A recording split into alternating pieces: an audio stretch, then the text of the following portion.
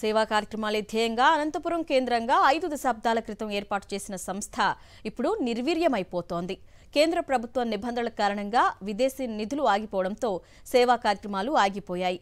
స్పెయిన్కు చెందిన మానవతావాది ఫెరర్ తలపెట్టిన సంకల్పాన్ని ఆయన మరణానంతరం కుటుంబ సభ్యులు కొనసాగిస్తూ వచ్చారు.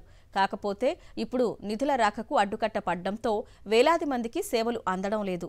దీనిపై సానుకూలంగా స్పందించాలని వైఎస్ఆర్ కాంగ్రెస్ పార్టీ కేంద్ర, రాష్ట్ర ప్రభుత్వాలకు లేఖలు రాసింది.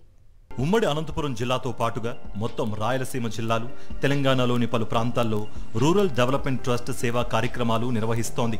స్పెయిన్కు చెందిన విన్సెంట్ ఫెర్రర్ 1969లో అనంతపురంలో రూరల్ డెవలప్మెంట్ ట్రస్ట్ ప్రారంభించారు.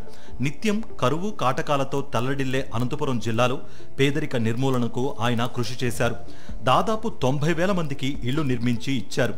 మారుమూల గ్రామాల ప్రజలకు విద్య, వైద్య సౌకర్యాలు అందించారు. మహిళా సంఘాలు ఏర్పాటు చేసి వారిలో ఆర్థిక స్వావలంబనకు కృషి చేశారు. అనంతపురం నగరంలో అత్యాధునిక క్రికెట్ స్టేడియం నిర్మించి క్రీడల అభివృద్ధికి కూడా ఆర్డీటీ స్వచ్ఛంద సంస్థ నిస్వార్థ సేవలు అందిస్తోంది.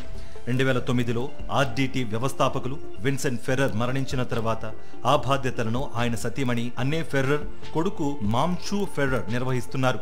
ఇప్పుడు ఈ సంస్థ మనుగడ ప్రశ్నార్థకంగా మారింది. కేంద్ర నిబంధన కారణంగా విదేశీ నిధులు ఆగిపోయాయి.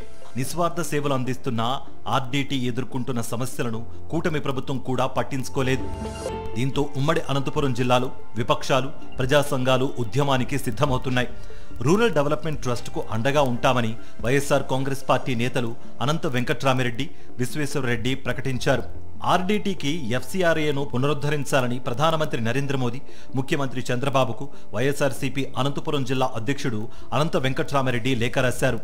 వెంటనే దీన్ని పునరుద్ధరించడానికి వెంటనే చర్యలు చేపట్టాలని చెప్పేసి, ముఖ్యమంత్రిగా చొరవ కూడా తీసుకోవాలని చెప్పేసి చొరవ తీసుకోవాల్సిన బాధ్యత కూడా మీదే అని చెప్పేసి రాస్తూ ఈరోజు నేను ఒక లెటర్ నేనంతా ఆర్డీటీ సంస్థ వెంటనే చేయాలని చెప్పేసి ముఖ్యమంత్రి గారికి నేను రాశాను. పేద ప్రజలందరూ ఆర్డీటీ ఉండాలా, అనంతపురం జిల్లాలోనే కదా ఆర్డీటీ మరింత బలోపేతం కావాలా, దానికి ఆర్డీటీకి వచ్చినటువంటి ఇబ్బందుల్ని కేంద్ర ప్రభుత్వంతో మాట్లాడి ఆ యొక్క నిధులు వచ్చేదానికి సహకరించాలని చెప్పని 50 మంది ప్రజలు, 50 మంది రాజకీయ పార్టీలు, అన్ని అఖిల పక్షాలు, కుల సంఘాలు, స్వచ్ఛంద సంస్థలు అందరూ ఏకస్తులమై కోరుతున్నాము. పేద పిల్లలకు ఉచితంగా కార్పొరేట్ విద్య అందించి ఉన్నత స్థాయికి తీసుకువెళ్లేందుకు రూరల్ డెవలప్మెంట్ ట్రస్ట్ ప్రతి ఏటా ఆర్డీటీ సెట్ నిర్వహించేది.